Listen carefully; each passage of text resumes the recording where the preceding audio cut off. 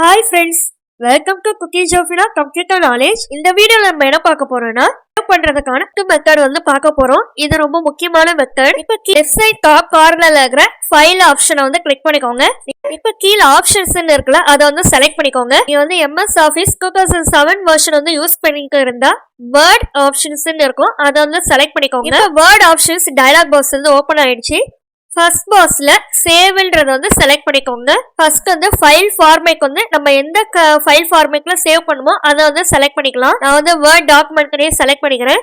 கீழே இருக்கிற ஆப்ஷன் வந்து சேவ் எவ்ரி 10 minutes இருக்குல்ல, அதை வந்து 1 minute நான் வந்து சேஞ்ச் பண்ணிக்கிறேன். வேற எதுவும் நம்ம சேஞ்ச் பண்ண வேணாம். கீழே வந்து ஓகேன்னு கிளிக் பண்ணிக்கோங்க.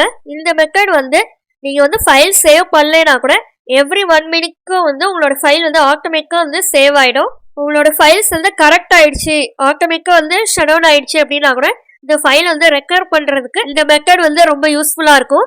இதுதான் வந்து குவிக் மெத்தட். ஓகே.